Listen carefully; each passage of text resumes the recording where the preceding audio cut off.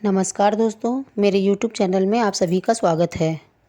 आज आप सभी को इस वीडियो में बृहस्पति देव की कथा सुनाएंगे। प्राचीन काल की बात है। एक समय भारतवर्ष में एक राजा राज्य करता था, जिसके पास अन्न और सोने चांदी की कमी नहीं थी।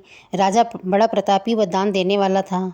वो प्रतिदिन विष्णु भगवान के मंदिर में जाया करता था और वहाँ विष्णु भगवान की पूजा करता तथा ब्राह्मणों को आदर करता और मन क्रम वचन से शुद्ध रहता।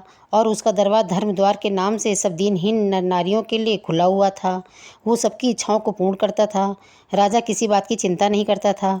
राजा की ये बात रानी को बिल्कुल भी अच्छी नहीं लगती थी, इसलिए वो किसी भिखारी को कभी कुछ भी नहीं देती थी। दिन रात घर के कामों में व्यस्त रहती थी, व्रत भी नहीं करती थी और राजा को भी व्रत करने के लिए मना किया करती थी। एक दिन की बात है, बृहस्पतिवार के दिन, जिस समय राजा वन की ओर शिकार खेलने गए हुए थे। घर पर रानी और दासी घर के कामकाज में लगी हुई थी। उसी समय बृहस्पति महाराज एक विप्र का रूप धारण कर राजा के द्वार पर प्रकट होकर आए और भिक्षा की याचना करने लगे। रानी को दान आदि की बात सुहाती नहीं थी, इसलिए वो क्रोधित होकर बोली, हे ब्राह्मण देवता, मैं दान से परेशान हूँ, इसलिए कोई ऐसा उपाय बताओ जिससे संपूर्ण धन का लोप हो जाए और मुझे शांति हो। विप्र रानी की बात सुनकर आश्चर्य में पड़ गए और सोचने लगे, आज तक मुझे कोई भी स्त्री ऐसी नहीं दिखी है जिसको धन आदि की चिंता न हो, इच्छा न हो और वो धन से घृणा करती हो। इसलिए विप्र ने रानी से कहा, हे रानी, तुम बहुत ही विचित्र स्त्री हो। मैंने आज तक कोई ऐसी स्त्री नहीं देखी जिससे धन और पुत्र की चाह ना हो। पापिन भी जो है कुछ चाहती है। अगर तुम्हारे पास धन आदि है तो उसे पुण्य कार्य में लगाओ, भूखों को भोजन कराओ, गर्मी में प्याऊ लगवाओ, विप्रों को धन दो, कुआं, तालाब, सड़कें, मंदिरों का निर्माण कराओ। प्रत्येक गुरुवार के दिन बृहस्पति देव की पूजा करो, व्रत करो, कथा सुनो, जिससे स्वर्ग की प्राप्ति होगी, अति सुख मिलेगा और कुल का नाम भी उज्जवल होगा। रानी इन बातों को सुनकर और क्रोधित होने लगी और बोली, हे विप्र देवता, ये सब कार्य मेरे पति देव करते हैं, पर मुझे ये सब कार्य नहीं अच्छा लगता है, इसलिए आप इस तरह के उपाय मुझे मत बताओ। कुछ ऐसे उपाय बताओ जिससे संपूर्ण धन नष्ट हो जाए। तो विप्र देवता अधिक चिंतित हुए, पर रानी चाहती थी कि उसके पास से सारा धन चला जाए। तो ब्राह्मण ने कहा, रानी, जब स्वयं भी तुम ये चाहती हो कि ऐसा हो तो ऐसा ही होगा। मैं तुमको उपाय बताता हूँ। तुम बृहस्पति के दिन घर को लीपना पोतना, केसों को धोना व स्नान कर कर राजा से कहना कि वो हजामत बनवाए और भोजन में मांस, मदिरा, प्याज खाना, धोबी के कपड़े धुलने के लिए देना, घर की सफाई करना। इस तरह 7 गुरुवार करने से तुम्हारा संपूर्ण धन नष्ट हो जाएगा। ऐसे वचन सुनकर रानी अत्यंत प्रसन्न हुई और प्रथम गुरुवार के दिन से ही विप्र के आदेशों पर चलना शुरू कर दिया। गुरुवार के दिन जल्दी सोकर उठी, फिर झाड़ू लगाई, तत्पश्चात लिपवाया पुतवाया, बाल धोए और स्नान किया। भोजन बनाने के बाद वो चूल्हे के पीछे रख दिया। राजा से हजामत बनवाई। ये सब बृहस्पतिवार के दिन ही ये करती रही। 4 गुरुवार ही बीते हुए थे कि धीरे धीरे उसका संपूर्ण धन लोप हो गया। धन के अभाव में राजा रानी चिंतित हुए, क्योंकि अब उनके पास खाने को भी नहीं रहा और तरसने लगे खाने के लिए। बीमारियों ने भी आ घेरा। गरीबी में आटा गीला होने से राजा ने आत्महत्या करने की सोची। ये सब रानी के कारण हुआ, इसलिए रानी लज्जित थी। रानी ने राजा को ऐसा करने से रोका और समझाया कि राजा के लिए ये बात अच्छी नहीं लगती है। मनुष्य को दुख सुख दोनों ही भोगना चाहिए। रानी की विचार सुन राजा प्रसन्न हुआ और रानी के सम्मुख बाहर जाने का प्रस्ताव रखा।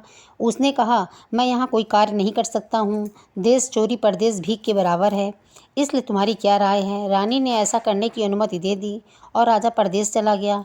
वहाँ वन में लकड़ी काट कर शहर में बेचने लगा। उस पर अनेकों मुसीबतें पड़ने लगीं और वो सत्यवान की तरह जीवन व्यतीत करने लगा। राजा के घर रानी दासियों की तरह रहने लगी। रानी सोचती थी वो बड़ी बड़ाई न करें तो पीछे पछताए, इसलिए वो अपनी शेष आयु पानी के घूंट पीकर व्यतीत करने लगी। कई दिनों तक भोजन नहीं मिलता था। एक दिन रानी को जब बिना भोजन के 7 दिन व्यतीत हो गए तो उसने दासी से कहा, अरे दासी, यहाँ पास ही मेरी बहन रहती है, तू उसके पास जाकर कुछ अन्न ले आ, जिससे कुछ समय कट जाएगा। रानी की आज्ञा पाकर दासी बहन के यहाँ गई। उस समय वो बृहस्पति देव की कथा में लीन थी।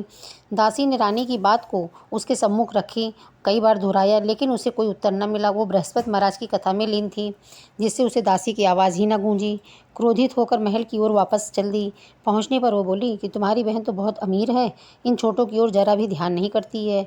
मैंने तुम्हारी बात को कई बार दोहराया, परंतु उसने हाँ भी नहीं करी। रानी ने कहा, दासी, इसमें किसी का क्या दोष है। आपत्ति आने पर अपने भी भी पराये हो जाते हैं। दुष्ट व मित्र की परख इसी समय की जा सकती है। जो भगवान चाहेगा वही होगा। कोई भी भाग्य तो नहीं बदल सकता है। ये सब तो हमारी किस्मत का फल है जो हम भोग रहे हैं। ऐसा कहकर उसकी आंखों में आंसू आ गए। बृहस्पति महाराज की कथा के पश्चात उसे दासी का ख्याल आया। जब वो कहीं न दिखी तो अत्यंत दुखी हुई। वो बहन के घर आई और बोली कि मैं बृहस्पति की कथा में लगी थी। बृहस्पति की कथा के समय न तो बोलते हैं न उठते हैं, इसलिए मैंने तुम्हारी दासी से कुछ नहीं कहा। बताओ उसके भेजने का क्या कारण था। उसने कहा, मैंने कुछ अन्न लाने के लिए भेजा था। इस समय मेरे पास खाने को कुछ भी नहीं है। बहन ने कहा, बृहस्पति देव सब इच्छाओं की पूरा करते हैं। देखो शायद तुम्हारे यहाँ कुछ गल्ला पड़ा हो। उसने जाकर देखा तो वहाँ एक कोने में अन्न का ढेर मिला। उसे बड़ा आश्चर्य हुआ। दासी रानी से बोली कि मैं तो अन्न के अभाव के कारण ही नित्य व्रत कर रही हूँ, परंतु बृहस्पतिवार के व्रत की विधि व कथा पूछ लो तो अत्यंत अच्छा होगा। रानी के पूछने पर उसने बृहस्पति की कहानी बताई। इस तरह बताई कि एक समय की बात है कि एक गरीब विप्र था जो संतान के अभाव से बहुत चिंतित था। उसकी स्त्री दरिद्र थी। वो बिना स्नान व पूजा किए हुए ही भोजन करती थी। उसके बाद और सब काम करती। इससे विप्र और भी दुखी था। उसने अपनी पत्नी को बहुत समझाया, परंतु वो नहीं मानती थी। विप्र एक मंदिर का पुजारी था और वहीं पर रहता भी था। भगवान की कृपा से उसकी औरत के गर्भ हुआ और कुछ मास बाद उसको एक कन्या पैदा हुई। कन्या दिन प्रतिदिन बड़ी होने लगी। वो लड़की रोजाना नहाकर विष्णु भगवान की पूजा तथा प्रति गुरुवार को व्रत रखती थी। पूजा के बाद रोजाना पाठशाला जाया करती थी। जाते समय एक मुट्ठी भर जौ ले जाती थी, जिससे वो रास्ते में बिखेर दिया करती थी। बृहस्पति महाराज की कृपा से वो जौ सोने में परिवर्तित हो जाया करते थे और वो लड़की घर लौटते समय उन जौ को बीन लेती थी। एक दिन लड़की सूप में जौ साफ कर रही थी। पिता बोले, सोने की जौ को फटकने के लिए सोने का सूप अच्छा लगता है। गुरुवार को लड़की ने व्रत रखा और गुरुदेव से सोने की सूप की मांग की। गुरुदेव जी ने लड़की की बात स्वीकार कर ली। जब पुत्री पाठशाला से लौटते समय अपने बिखरे हुए जौ उठाती थी, तभी उसे एक सोने का सूप मिला। वो उसे भी उठा लाई और अधिक खुशी हुई। फिर सोने की जौ सोने के सूप में साफ करने लगी, परंतु उसकी माँ की आदत फिर भी नहीं बदली। एक दिन जब वो जौ साफ कर रही थी, उधर से राजकुमार आया और उसकी नज़र उस लड़की पर गई। उसे देखकर मोहित हो गया और घर में परेशान सा था। बिना कुछ खाए पिए बगीचे में घूमने लगा। राजा ने राजकुमार के पास जाकर पूछा, तुम परेशान क्यों हो? तुम्हें क्या कष्ट है? उसे बताओ, मैं उसे दूर करने का उपाय करूँगा। राजकुमार बोला, पिताजी आपकी दया से मुझे कोई कष्ट नहीं है, परंतु मैं उस लड़की से ब्याह करूँगा जो सोने के सूप में जौ साफ कर रही थी। राजा को आश्चर्य हुआ और बोला, बेटा तुम ऐसी लड़की का पता बताओ, मैं तुम्हारा ब्याह अवश्य करवा दूँगा। राजा ने मंत्री को विप्र के पास भेजा और मंत्री ने विप्र को सब बात बता दी। वो अपनी लड़की की शादी राजकुमार के साथ करने को तैयार हो गया। कुछ समय बाद लड़की की शादी का समय निकट आया तो विप्र को धन की अत्यधिक चिंता हुई, जिससे कि वो अपनी लड़की की शादी राजकुमार के साथ धूमधाम से कर सके। वो एक सेठ के पास गया और ब्याज पर रुपए उधार ले आया। शादी खूब धूमधाम से की। लड़की के जाते ही वो विप्र फिर गरीब हो गया और घर में खाने तक को न रहा। विप्र दुखी होकर लड़की के पास गया और घर का सब हाल बताया। लड़की ने माँ का हाल पूछा और पिता को बहुत सा धन दिया। विप्र ने उसे कुछ समय काटा, फिर उसी भांति गरीब हो गया।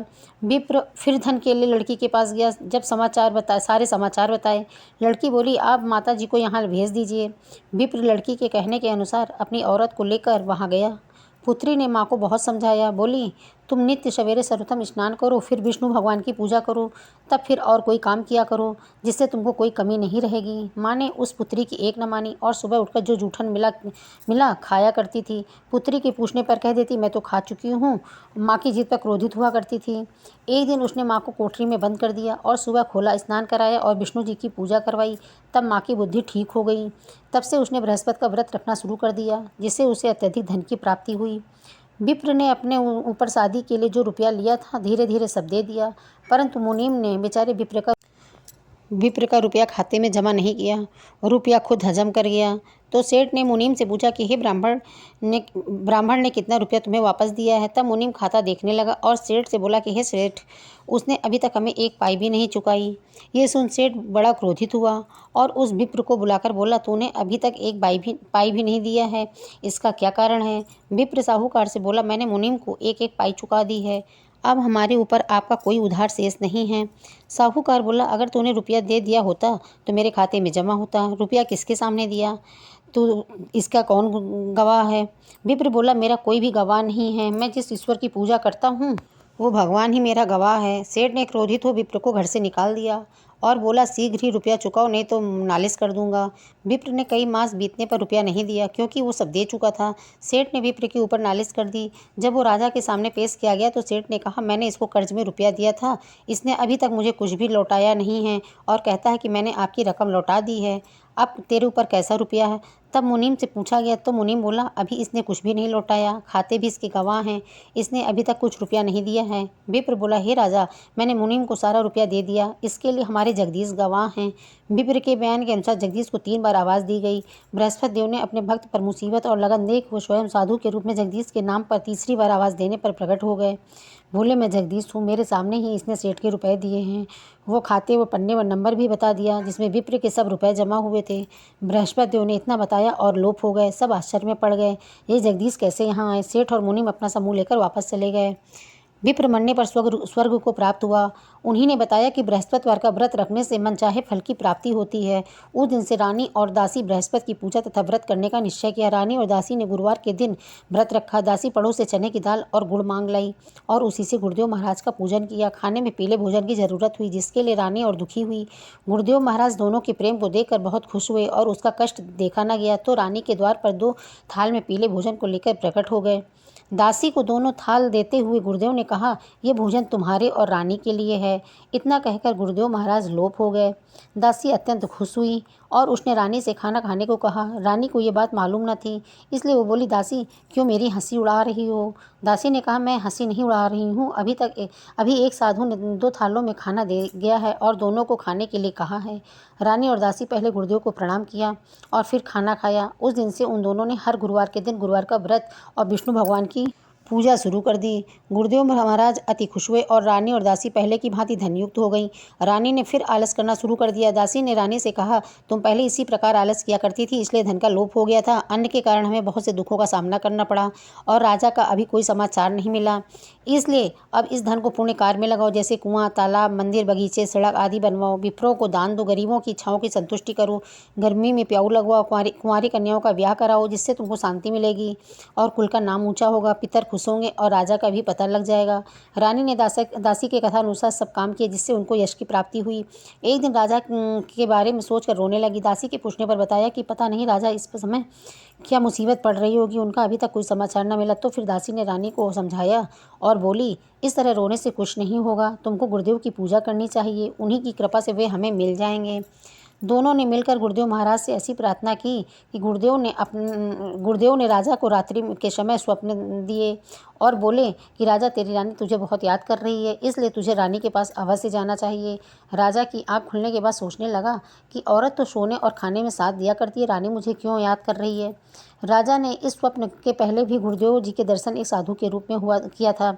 जिस समय विदेश में राजा जंगल से लकड़ी ला और शहर में बेचता था, एक दिन राजा लकड़ी काटता और पुरानी बातें सोचकर दुखी था। उसी दिन गुरुदेव महाराज एक साधु के भेष में आए और राजा से चिंता का कारण पूछा।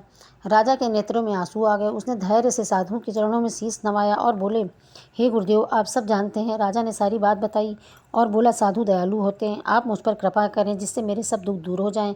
साधु ने बताया, तेरी औरत ने गुरुदेव महाराज का अनादर किया, जिससे तेरी ये दशा हुई है। अब तू चिंता न कर, भगवान पहले से ज़्यादा धन देंगे। तेरी औरत ने बृहस्पतिवार का व्रत रखना शुरू कर दिया है। अब तुम्हें भी चाहिए कि तुम खुद व्रत रहो, गुरुदेव महाराज की पूजा विधि से करो, जिससे कि भगवान तेरी सारी इच्छाएं पूरी करेंगे। अब तुम चिंता न करो। राजा ने साधु को खुश देकर बोला कि मेरे पास इतना धन भी नहीं है कि जो मैं रानी के समाचार जान सकूं। साधु ने राजा को बृहस्पति देव की कहानी सुनाई और लोप हो गए। राजा को गुरुवार के दिन दूना धन मिला, जिससे उसने विष्णु भगवान की पूजा की, परंतु कथा को भूल गया। एक दिन उस नगर के राजा ने विशाल यज्ञ का आयोजन किया और नगर में ये सूचना दे दी कि कोई भी व्यक्ति अपने घर में चूल्हा नहीं जलाएगा। सभी लोग राजा की आज्ञा अनुसार आज्ञा का पालन किया, परंतु उस बेचारे लकड़हारे को वहां पहुंचने में देर हो गई, इसलिए राजा उसे भोजन करा रहा था। रानी की नज़र उस स्थान पर पड़ी जहां उसने अपने जेवर रखे थे। वहां पर कुछ भी न दिखने पर रानी आश्चर्य में पड़ गई और लकड़हारे को चोर समझकर उसे जेल में बंद कर दिया। जेल खाने में लकड़हारे ने सोचा कि मैंने कौन सा पाप किया जिसके कारण नित्य नई मुसीबतें आती रहती हैं। तब उस साधु की याद आई जो जंगल में मिला था। उसकी मुसीबत देखकर गुरुदेव जी ने फिर साधु के वेश में प्रकट हुए और कहा कि अरे मूर्ख, तुमने गुरुदेव महाराज की कथा नहीं कही थी जिसके कारण तुझे ये कष्ट मिला है। चिंता मत कर, अब बृहस्पति देव को इसी जगह पर कुछ धन मिलेगा जिससे गुरुदेव का पूजन करना, सब कष्ट दूर हो जाएंगे। साधु ये कहकर लोप हो गया। राजा को गुरुवार के दिन उसी जगह पर धन मिला जिससे उसने कथा आदि किया तो गुरुदेव महाराज खुश हुए और उसे देश के राजा के स्वप्न में कहा कि हे राजन, तुमने जिस आदमी को जेल में बंद कर दिया है वो चोर नहीं है, रानी के जेवर उसी जगह पर रखे हैं, इसलिए उसे छोड़ दो, नहीं तो तुम्हें मैं भस्म कर दूंगा। राजा ने सुबह होते ही रानी के जेवरों को उसी जगह पर पाया। लकड़हारे के पास जाकर क्षमा मांगी और उसे राजा की पोशाक में करके उसे अपने देश को गुरुदेव की आज्ञा अनुसार वापस भेज दिया। राजा अपने देश में पहुंचा तो आश्चर्य हुआ, क्योंकि वहां पर पहले से अधिक तालाब, बाग, धर्मशालाएं, मंदिर, कुएं आदि थे। राजा के पूछने पर पता चला कि ये सब रानी और दासी के हैं। तब राजा को आश्चर्य हुआ और क्रोध भी आया। रानी को जब राजा का समाचार मिला तो वो द्वार पर आई और पति से मिलकर बहुत खुश हुई। राजा ने क्रोध में आकर अपनी तलवार निकाली और पूछा, ये सब धन कहाँ से आया? तब रानी बोली, ये सब धन गुरुदेव के व्रत से प्राप्त हुआ है। राजा को का क्रोध शांत हुआ और उस दिन से 3 बार गुरुवार की कथा और पूजन करना शुरू कर दिया। नित्य व्रत करने लगा। राजा के पास हर समय चने की दाल रहती थी। राजा एक दिन अपनी बहन के घर जा रहा था। रास्ते में एक मुर्दा मिला जिसे कुछ लोग शमशान लिए जा रहे थे। राजा ने उसे रोका और बोले, आप मेरे गुरुदेव महाराज की कथा सुन लीजिए। वे सोचने लगे कि ये बड़ा मूर्ख है, हमारा तो आदमी मर गया है और इसे शरारत सूझी है, परंतु कुछ लोग सुनने के लिए राजी हो गए। राजा ने चने की दाल लेकर और कथा शुरू कर दी। तब बीच में मुर्दा हिलने लग गया और राम राम कहकर वो खड़ा हो गया। तब राजा ने चने की दाल दी और व्रत व पूजा के लिए आदेश दिया। तब सब अपने घर चले गए। मार्ग में राजा को एक औरत मिली। उसके लड़के को सांप ने डस लिया था। वो रो रही थी। राजा ने उसे बृहस्पति देव की कथा सुनने को कहा, परंतु पहले वो औरत राजी ना हुई, बाद में राजी हो गई और कथा के अंत में उसका पुत्र अच्छा हो गया। राजा ने औरत को चने की दाल दी और व्रत करने को कहा। राजा बहन के घर चला। आगे एक किसान मिला जो खेत जोत रहा था। राजा ने उसे कथा सुनने को कहा। तब वो बोला, जाओ तुम अपना काम करो, इस समय हम कुछ भी नहीं सुनेंगे जब तक खेत नहीं जोत लेंगे। राजा आगे बढ़ा तो उसका बैल चोट लगने से गिर गया और उसके सिर में दर्द हुआ। जब उसकी माँ खाना लेकर आई और पुत्र से हाल जाना तो राजा के पास गई और बोली, मैं कथा सुनूंगी। राजा ने उसे कथा सुनाई जिससे किसान और बैल दोनों ठीक हो गए। राजा बुढ़िया से गुरुवार की कथा व्रत करने को कहा। राजा बहन के यहाँ पहुँचा तो बड़ा आदर सत्कार हुआ। राजा सवेरे सोकर उठा तो देखा सब लोग वहाँ भोजन कर रहे हैं। बहन से पूछा तो पता चला यहाँ सब लोग पहले भोजन करते हैं, बाद में काम करते हैं। राजा बोला, यहाँ कोई ऐसा व्यक्ति है जिसने भोजन ना किया हो तो मैं ऐसे आदमी को कथा सुनाऊंगा। बहन बोली, यहाँ ऐसा कोई व्यक्ति नहीं है, मैं पड़ोस में देखती हूँ। पड़ोस में एक किसान का पुत्र था जो बीमारी से बहुत दिनों से खाना नहीं खाया था। राजा ने वहाँ जाकर बृहस्पति की कथा सुनाई जिससे उसके पुत्र का बुखार ठीक हो गया और बाद में सब लोगों ने भोजन किया। राजा बहन से बोला, मैं घर जा रहा हूँ, तुम भी तैयार हो जाओ। सास ने बहू को जाने को कहा परंतु पुत्र को नहीं। राजा बोला, जब पुत्र नहीं जाएगा तो बहन जाकर वहाँ क्या करेगी? सास ने लड़के को जाने के लिए इसलिए मना किया क्योंकि राजा के कोई संतान नहीं थी। राजा दुखी होकर अकेला लौट आया। राजा ने रानी से कहा, मेरे कोई संतान नहीं जिससे मेरा वंश चले, इसलिए हमारा जीवन बेकार है। रानी राजा को धैर्य दे बोली, जब गुरुदेव महाराज ने हमारी सारी इच्छाएं पूरी की हैं तो वो संतान भी देंगे।